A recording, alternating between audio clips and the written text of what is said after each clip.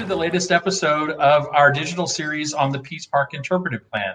My name is Chuck Smith, and I'm with Pease Park Conservancy. Hi, I'm Angela Davis, and I'm the Director of Experience for MuseWork Exhibits. Hi, I'm Erin McClelland, and I am the Director of Operations for MuseWork. And my name is Stephanie Lang. I am the founder of Reclaim, which is an organization that works to tell the lost, stolen, and hidden narratives of Black people throughout the diaspora and share these narratives through an artistic lens. So the theme that we're going to be discussing today centers on the history of the park, including racial and economic injustice, and using the reality of that story as an opportunity to work toward creating a space that is open and accessible for all. What was the process that was involved that helped identify this theme? I think from the very beginning, Pease Park Conservancy and the City of Austin were aware of the park's connection to enslavement because Governor Pease, the landowner who donated the land for the park, he and his wife were in fact slaveholders.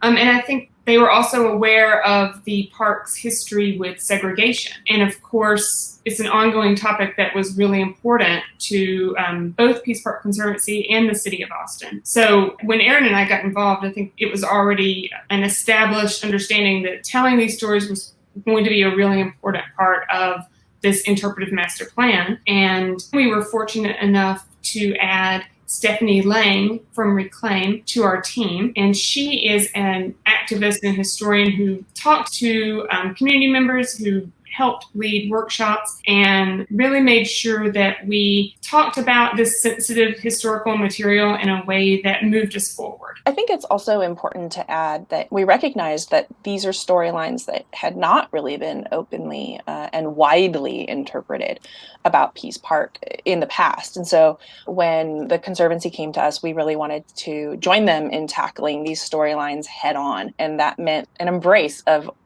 everything that was difficult about that, including talking to community members who have felt disenfranchised from the park in the past, community members who have their own very complicated relationships with the park's landscape and history of enslavement. And that was a big task for the Conservancy and the city to take on. But it was something that everyone agreed needed to be done from the beginning.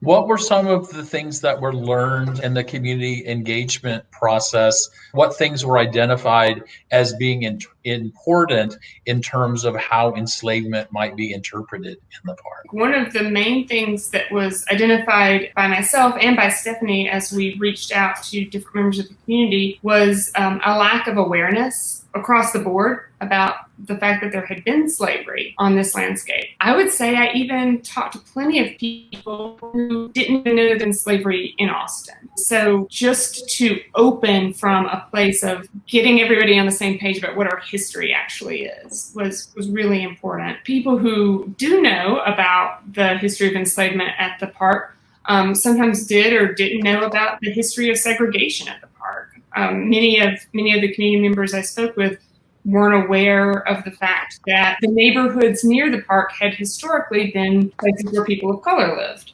and that the history of the removal of those neighborhoods and the history of segregation of people of color out of the park was something that people were really they just didn't know. And so it's, I think, a really critical part of telling the stories of the park, because one of the things that we hear from communities of color when we talk about coming to a park like Pease Park, which is in Central West Austin, is that maybe they don't know if they're welcome, and they're not sure if they're really wanted in the park.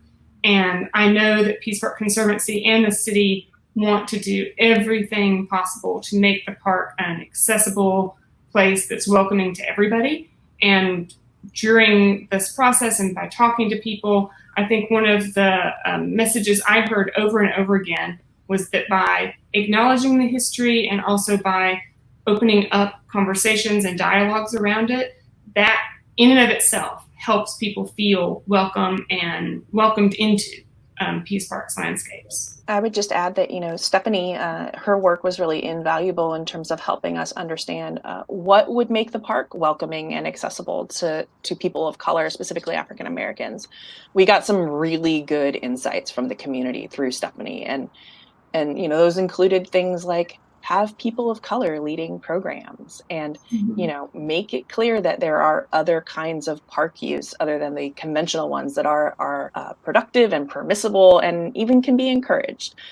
Those were things that were really important that came out of Stephanie's work that we hope the Conservancy and the city will be able to use to really draw a wider range of people into the park. So you were integrally involved in the development of the Pease Park plan, specifically the components of the plan that deal with the history of the park. Were there things that surprised you in the discovery process or in the actual community engagement of that process? So in the discovery process, not really. I had a pretty good kind of sense of a lot of the history.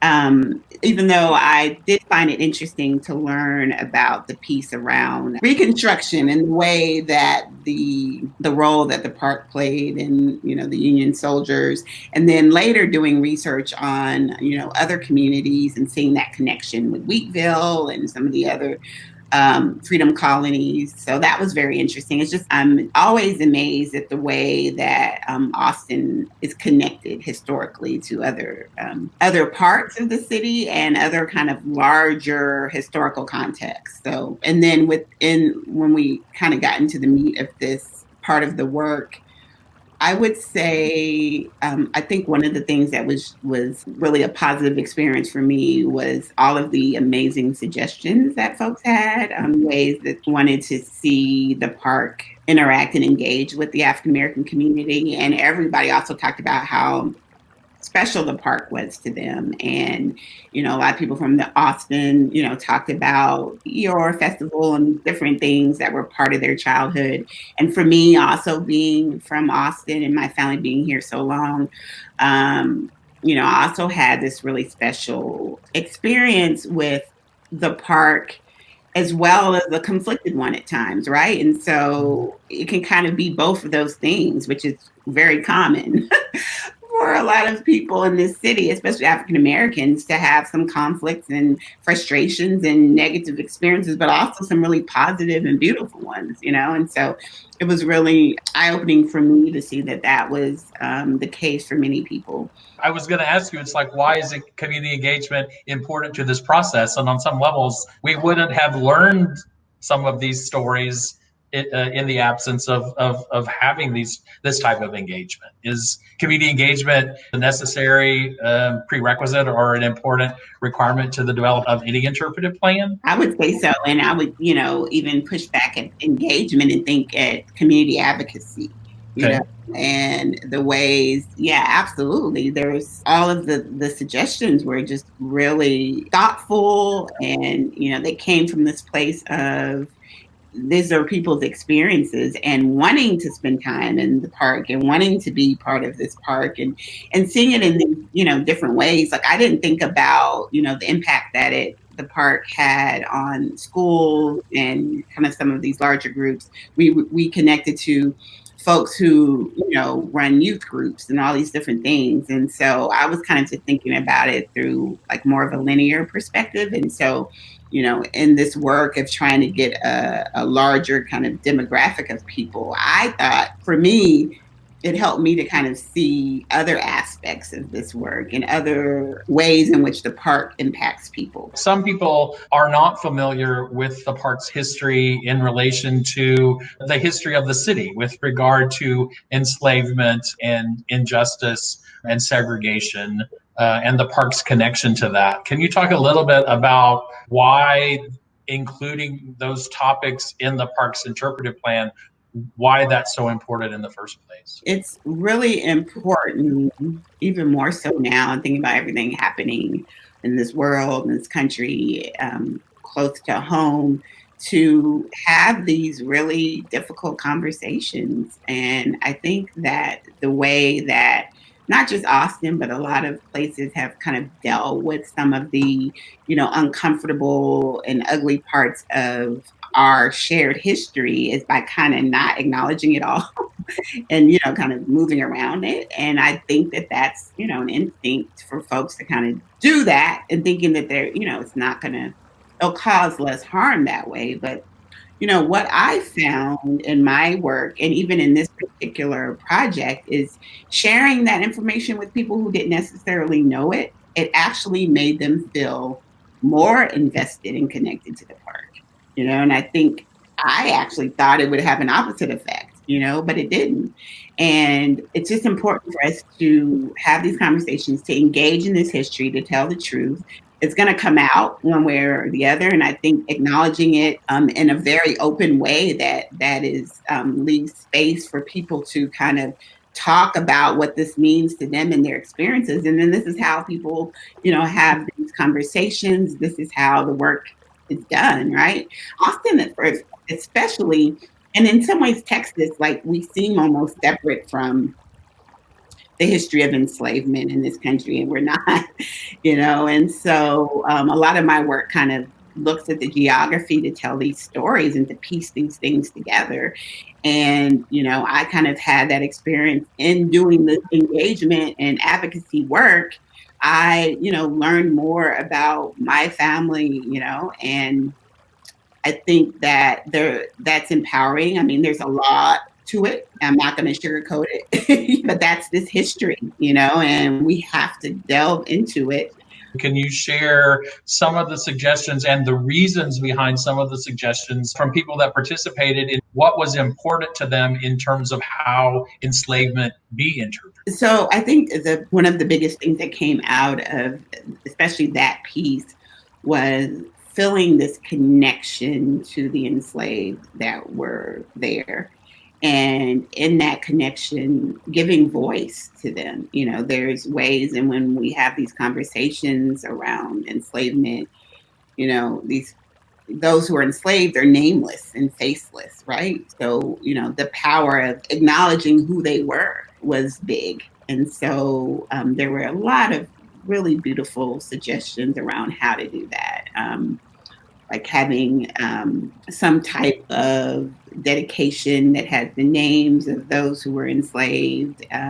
Some type of reflection pond was another idea, as well as ways that the park can engage with the larger African American community around this history. So those were a few of the ideas. Another suggestion was to have some type of garden in honor of those folks that were enslaved, especially thinking about agriculture as being a big part of that. So yes, there was a lot of really thoughtful ideas around that, because one of the larger critiques is that a lot of people felt, and I as well, that, wasn't always, not just Pease Park, but West Austin historically was not a welcoming space for African Americans. And so this idea of knowing this history of, of the enslaved there and laboring on this land where people go daily, it made them feel like, even more of a connection to the land. And then, learning that thin connection to Clarksville even heightened that for them. One of the things that I remember from those discussions that was also really important to a number of people was the sense of not wanting to be re-traumatized. I understand why that's really important, and I guess that's perhaps why many of the suggestions I think were done in such a way to find ways of interpretation that would be either uplifting or not being traumatic or re-traumatizing. Right, absolutely. There's this balance that happens between, totally kind of minimizing or kind of washing over enslavement, or, kind of really delving into this kind of representation depiction of it. And so, yeah, that was one of the things that came up. It's like, honoring these folks, but not bringing everyone that's there that's experiencing this, causing some type of harm, right? And like you said, trauma in the process. So finding that balance, which is why I think it came up a lot about, a reflection, some type of garden, some kind of quiet space to honor them in a way that's respectful, but causes the least amount of harm for everybody involved, finding that balance. many people may not be aware of the park's relationship with Clarksville, the neighborhood that is immediately adjacent to Pease Park, that is named after Charles Clark, who established in 1871 Clarksville as a freedmen's community, and that to this day it is the largest surviving freedmen's community west of the Mississippi River. Why is it important, and how might we as a conservancy do more to acknowledge that relationship with that neighborhood and the reality that there was literally a half century from following Reconstruction, where the park was an integrated space, and then at some point in the early 1920s, it became a segregated space. The fact that the park was open for 50 years before legalized segregation became the law of the land, that was really, for me, a huge aha moment, because I think knowing that history reminds us that segregation was a choice. It was a choice that our city leaders made in the 1928 city plan, and it's not the choice we want to make anymore. But I think that segregation and all that has come from it, all the ways in which our city is divided, it can begin to feel like that's just how it is. And so I am very interested in telling these stories of Pease Park's history because, as you noted, in the early days of the park's existence, the Clarksville, which was a community of color founded by freed slaves, and Wheatsville were quite close to the park's boundaries. In fact, Clarksville was also taken from the land that was once owned by Governor Pease.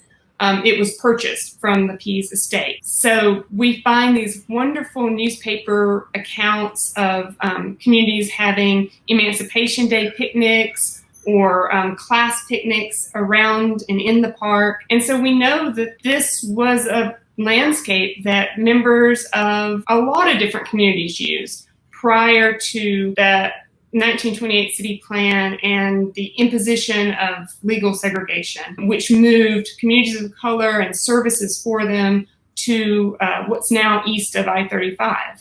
And that's a rupture in our city that we continue to try to heal from. And it's sad. It's a sad history, but it's so important to recognize that these choices that were made were just made by people, and we can undo them. For a half century, African Americans were a part of that park community. And then in 1928, the city instituted policies that segregated the city and forced people of color out of the neighborhood and out of the park. Can you talk a little bit about how might interpretation be used not only to talk about that history, but as part of a larger goal of helping to ensure that the park is a welcoming space for everyone? Yeah, that's a great question. I think it's a way to kind of use interpretation with that is, again, just kind of fully giving the history of Clarksville. And I think that one of the things that happens is there's this particular narrative that people latch on to, and it's not always